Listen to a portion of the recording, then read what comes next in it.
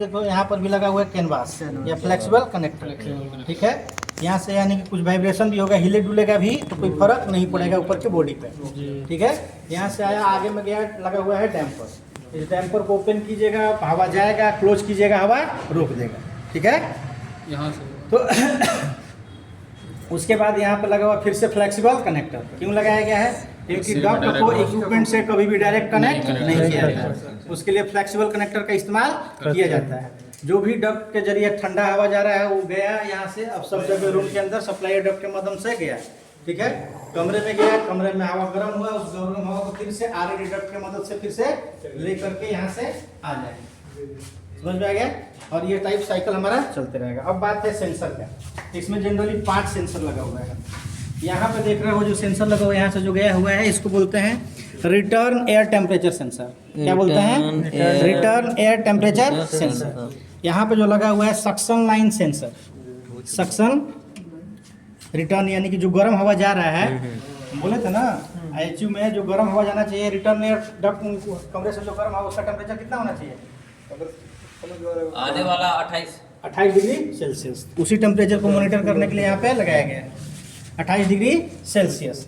उसके बाद यहाँ पे है हमारा रेफ्रिजरेंट के टेम्परेचर को सेंस करने के लिए कि कितना यहाँ पे कूलिंग वगैरह हो रहा है कि नहीं हो रहा है, इस पीसीबी को फीडबैक देने के लिए। उस हिसाब से एक्सपेंशन डिवाइस का, क्योंकि इलेक्ट्रॉनिक्स टाइप है ना हमारा एक्सपेंशन डिवाइस, उसी के हिसाब से रेफ्रिजरेंट का फ्लो चार जितना भी ये पाँचों जो हमारा ये सेंसर है, जैसा फीडबैक देगा उसी के आधार पे हमारा यहाँ पे एक्सपेंशन डिवाइस चल रहा है, समझ में आ गया। सिर्फ इसको डीसी वोल्ट दे देने से नहीं चल रहा है, वो वेरिएबल भी चल रहा है, कम और ज़्यादा फ्लो को क्या कर रहा है, कम और ज़्यादा भी कर रहा है। तो किसके फीडबैक पर, किसके बताने पे चल रहा है? तो सेंसर के बताने पे। तो किसी एक सेंसर के बताने पे अपने फ्लो को कम या ज़्यादा नहीं करेगा, हर एक तरीके से सेंसर बताएगा तो जाकर के वो कम या ज़्यादा करेगा। तो पहला रिटर्न एयर टेम्परेचर सेंसर, दूसरा है सक्शन लाइन यानी कि कितना यहाँ से ठंडा गया, कितना गर्म गया। ये जैसे हम टीएक्सबी में क्या होता है, फिलर बॉल, ठीक है, फिलर बॉल होता है, उसके अकॉर्डिंग क्या करता है, अपने फ्लो को अप एंड डाउन करता है, तो वो डायरेक्ट करता है। यहाँ पे क्या लगा दिए, सेंसर लगा दिए, ठीक है। एक्यूरेट टेम्परेचर को क्या करेगा, सेंस करेगा, मॉनिटर करेगा। यहाँ पे हो गया। उसके बाद यहाँ पे आओगे तो यहाँ पे आगे में कोई सेंसर नहीं लगा हुआ है, यहाँ पे कोई नहीं। यहाँ पर अब आ गया, यहाँ पे कोई यहाँ पे अब यहाँ पे देखो, एक है सप्लाई एयर टेम्परेचर सेंसर, यानी कि कम हवा कितना ठंडा कर पा रहे हैं, हवा जो रूम में जा रहा है उसका टेम्परेचर सेंस कर रहे हैं। यहाँ पे बोलना है सप्लाई एयर टेम्परेचर सेंसर। यहाँ का टेम्परेचर कितना मॉनिटर करता है, 20 डिग्री सेल्सियस। उसके बाद यहाँ पे आओ, नीचे में 2 सेंसर लगा हुआ है। ये हमारा एक वहाँ से एक आ रहा है, इसमें हाई प्रेशर हाई टेम्परेचर का लिक्विड रेफ्रिजरेंट, और यहाँ से इसमें जा रहा है इसके अंदर में लो प्रेशर लो टेम्परेचर का लिक्विड रेफ्रिजरेंट। यहाँ पे लगा हुआ है एक्सपेंशन डिवाइस, खोल के दिखाते हैं, ठीक है। तो ये हमारा है high pressure liquid line sensor, और एक है हमारा low pressure liquid line sensor, ठीक है। कितना टेम्परेचर का जा रहा है रेफ्रिजरेंट और कितना उसको हम एक्सपेंड कर रहे हैं, कितना टेम्परेचर डाउन कर रहे हैं। इन 5 सेंसर के फीडबैक के हिसाब से ये जा रहा है इसके अंदर, ठीक है। ये जो 5 सेंसर है, 1 2 ब्लैक वाला 3 ग्रीन वाला 3, ये 5 हमारा हो गया, ठीक है। ये जो 5 सेंसर है, 5 सेंसर के फीडबैक के हिसाब से ये पीसीबी को जा रहा है, समझ में आ गया, उसके हिसाब से चल रहा है। अब इस पीसीबी को समझते, लाओ एक चेयर जी, बैठ गया जी पूरा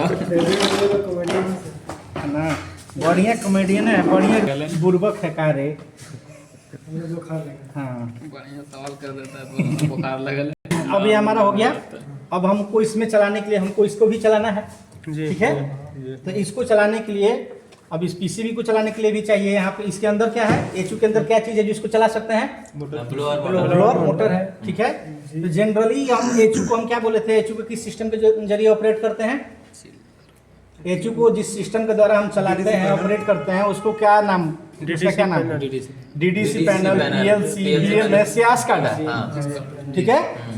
लेकिन अब ये सच्चाई पूछो तो ये इसका एक्चुअल में नहीं होता है। इसको जुगाड़ के तौर पे हम लोग लगाए हैं, क्योंकि यहाँ पे पीएलसी लगा नहीं सकते हैं, बीएमएस लगा नहीं सकते हैं, डीडीसी पैनल लगा नहीं सकते हैं, लेकिन फिर भी हमको सिस्टम को चलाना है ना, SCADA लगा नहीं सकते हैं। सिस्टम को चलाने के लिए यहाँ पे जुगाड़ के तौर पे हम पीसीबी हम लोग लगाए हैं, ठीक है। अब यहाँ इसको पीसीबी को हम ले रहे हैं, ये जो देख रहे हो पैनल से, अब इसको हम अलग से सप्लाई ले रहे हैं, और ब्लोअर के लिए अलग से सप्लाई, जो ब्लोअर मोटर है उसको अलग से सप्लाई ले रहे हैं, ठीक है। ब्लोअर मोटर जो है उसको हम लोग चला रहे हैं स्टार्टर के जरिए, ठीक है। इसलिए चला रहे हैं कि हम क्या बोल रहे हैं, इसको जनरली हम चलाते हैं पीएलसी या डीडीसी पैनल के जरिए। हमारा जो है वहाँ पे हमको ब्लोअर को उस स्टार्टर से चलाने का, उससे नहीं चलता है ब्लोअर।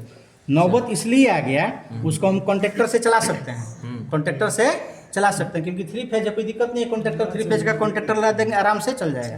लेकिन वहाँ पर एक दिक्कत है, ठीक है, एक दिक्कत है। दिक्कत ये है कि हमारा जो है ब्लोअर मोटर जो है 3 फेज से चलने वाला है। अगर कभी भी 2 फेज एक्सचेंज हुआ तो उस मोटर का डायरेक्शन चेंज हो जाएगा। जो इधर से हवा फेंक रहा है उधर से खींचने लगेगा, डायरेक्शन चेंज हो सकता है ना। तो उस कंडीशन में हमारा डीडीसी पैनल में बीएमएस में रोटेशन डायरेक्शन प्रोटेक्शन लगता है। रोटेशन डायरेक्शन प्रोटेक्शन लगता है। रोटेशन डायरेक्शन प्रोटेक्शन वो रिले होता है, स्विच होता है। अगर रोटेशन अगर चेंज हो जाता है या फेज चेंज हो जाता है तो उस कंडीशन में उसको प्रोटेक्ट करता है, ठीक है। तो इसलिए हम वो हमारा क्या करेगा, अगर हम कॉन्ट्रैक्टर लगाते हैं तो अगर चेंज हो जाता है, फेज इंटरचेंज हो जाए तो उसके बस की बात नहीं है। लेकिन स्टार्टर में ऐसा व्यवस्था है कि अगर फेज इंटरचेंज हो जाता है ना तो वो अपने आप को संभाल लेगा, फेज को चेंज होने नहीं देगा। इसके अंदर ऐसा व्यवस्था किया जाता है, डाल्टा स्टार डेल्टा कनेक्शन रहता है, इसलिए उसको सप्लाई को मेंटेन कर लेता है।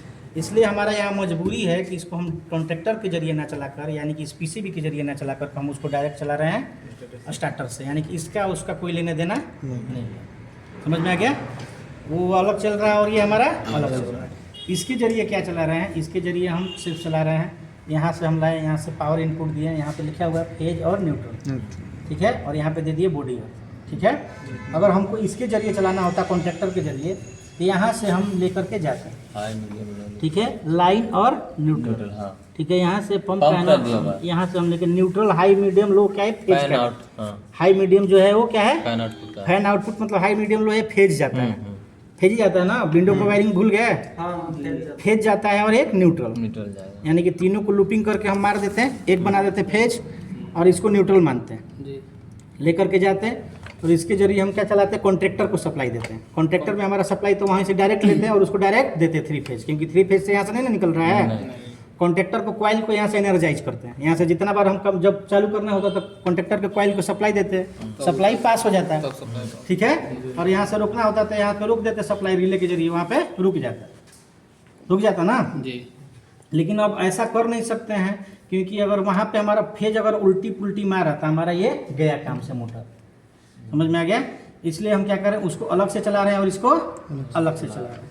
अगर इससे हमको चलाना होता है, अगर इसके अंदर कुछ व्यवस्था होता है और रोटेशन डायरेक्शन प्रोटेक्शन का, तो हमको कॉन्ट्रैक्टर भी लगाने की जरूरत नहीं पड़ती। डायरेक्ट 3 फेज यहाँ पे इन कराते हैं, डायरेक्ट 3 फेज आउट करा के उसको लेके चले जाते हैं। कि वो व्यवस्था नहीं है, इसलिए उस व्यवस्था को अलग से बनाया गया है।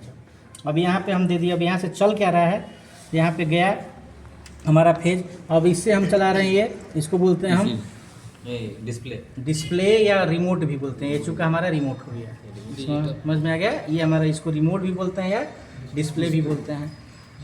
इसको चला रहे हैं, जितना भी सेंसर है उसको चला रहे हैं, और इसमें एक्सपेंशन डिवाइस लगा हुआ है उसको चला रहे हैं। लाओ जी उसको, इलेक्ट्रॉनिक एक्सपेंशन, वो स्क्रू ड्राइवर लाओ, रेड वाला ये। अब ई भी कहाँ है, ई भी तो यहाँ पे दिखा दिए हैं, एक उधर उसी टाइप का ई भी यहाँ पे।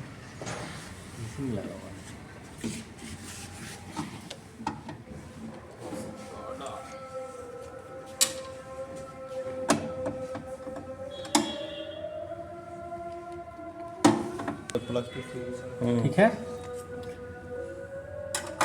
ये है हमारा इलेक्ट्रॉनिक एक्सपेंशन। तो प्लास्टिक चिपक के हुआ, इंसुलेटेड करना इसको काफ़ी ज़रूरी होता है। अगर इंसुलेटेड नहीं, हाँ, क्यों करना ज़रूरी है ध्यान दीजिएगा। यहाँ से आ रहा है हमारा high pressure high temperature vapour refrigerant, high pressure medium temperature liquid refrigerant. इसमें हमारा रेफ्रिजरेंट क्या हो रहा है, एक्सपेंड हो रहा है, एक्सपेंड होकर के लो प्रेशर लो टेम्परेचर में बदल रहा है। अगर इसको इंसुलेटेड नहीं करेंगे तो ये क्या होगा, एयर के संपर्क में आएगा और जो भी एयर का मॉइस्चर होगा वो लिक्विड में बदल जाएगा। उस कंडीशन में हमारा यहाँ पर भी क्या है, ये भी, इसको भी डीसी करंट मिल रहा है ना जी। और यहाँ पर पीसी भी लगा हुआ है, ये भी सारा इलेक्ट्रॉनिक पैनल है, शॉर्ट हो जाएगा, ठीक है। उससे बचने के लिए जहाँ भी इलेक्ट्रॉनिक एक्सपेंशन डिवाइस होता है ना, उसको कवर कर देना ही उचित है। ना एयर इसके संपर्क में आएगा, ना हमारा एयर जो है कंडेंस होगा और लिक्विड वेपर जो है लिक्विड में बदलेगा। अब इसको चलाने के लिए हम देखो हमारा यहाँ पे जो है आ रहा है आपको, ये है कौन सा वायर है, यहाँ से आ रहा है हमारा, ये हमारा एक्सपेंशन डिवाइस का ये वायर है। एक्सपेंशन डिवाइस का जो है CN8 6 वायर यहाँ से निकला हुआ है, ठीक है। ये हमारा एक्सपेंशन डिवाइस का वायर है। इसको चलने के लिए कितना वोल्ट मिल रहा है?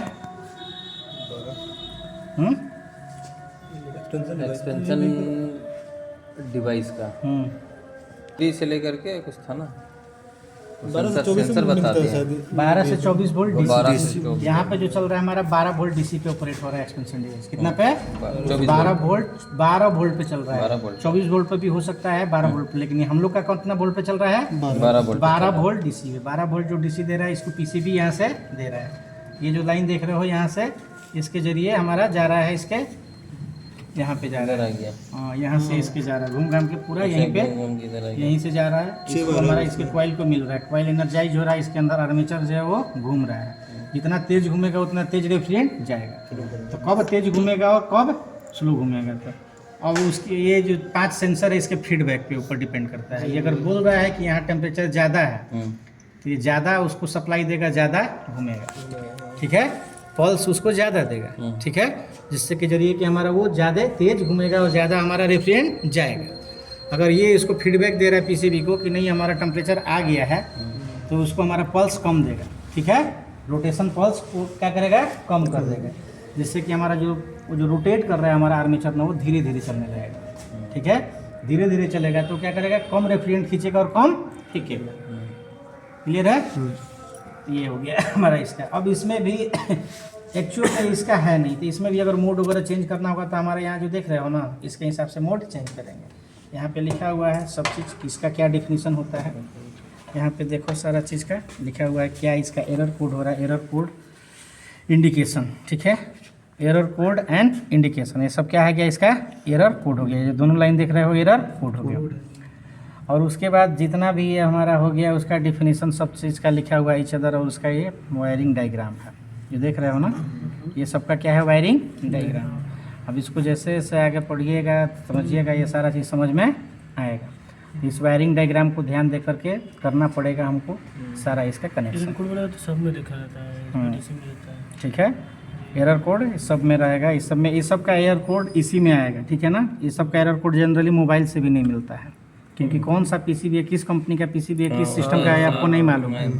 तो इसका रहना काफ़ी ज़रूरी है, ठीक है। इसको बोलते हैं, इस बॉक्स को बोलते हैं electronic expansion box, electronic EV box बोलते हैं, ईवी बॉक्स। उसी तरीके से एक ब्रांच कंट्रोलर भी होता है, याद है? ब्रांच कंट्रोलर होता है। वहाँ उसका काम क्या होता है? आपका देखिए उसमें से हाई प्रेशर जाएगा, जिसे गर्म करना रहेगा वो, और एक है लिक्विड लाइन, और एक और नॉर्मल। 3 पाइपलाइन रहता है उसमें। यानी कि ब्रांच कंट्रोलर में इन तो करता है 3, लेकिन उससे आउट होता है 2। इन होता है, हॉट गैस लाइन भी जाएगा, सक्शन लाइन भी जाएगा, और लिक्विड लाइन भी जाएगा, लेकिन आउट होगा 2। ठीक है। तो हॉट कूलिंग और हीटिंग और कूलिंग को मेन रूप से वही कंट्रोल करता है, ठीक है। अगर हमको इंडोर में कूलिंग कराना है तो कमांड जाएगा, उसी हिसाब से वो अपने आप को कंट्रोल करेगा, उसी लाइन को चालू करेगा, उसी लाइन को क्लोज करेगा। तो वो किस टाइप के सिस्टम में रहेगा? किस टाइप का सिस्टम? VRV किस में है? रिकवरी वाला, यानी कि 3 पाइप VRV है, वहाँ पर रहेगा। अभी जो हम देख रहे हैं कौन सा VRV है? 2 पाइप सिस्टम, ठंडा करेगा, हीट पंप, इससे कूलिंग भी कर सकते हैं और हीटिंग भी कर सकते हैं। एक बार में कोई एक ही काम होगा, दोनों काम नहीं हो सकता है। दोनों काम तब होगा जब वहाँ से पाइप निकलने वाला संख्या 3 होगा, 3 पाइप सिस्टम, ठीक है। बात तो सही है। एक तो गर्म कराते एक ठंडा कराते हैं, हो जाएगा ना सर? नहीं इसमें नहीं होगा भाई, इसमें नहीं होगा, नहीं होगा। 3 पाइप इसमें कैसे सिस्टम होगा जी? नहीं, पहले एक बार ठंडा कराएंगे, फिर बाद में गर्म कर सकते हैं। मोड वगैरह चेंज करना होगा, सब जगह मोड यहाँ पे चेंज करना पड़ेगा, तो चलेगा भी ना, चलेगा चलेगा। इसको मोड चेंज नहीं करेंगे हम लोग,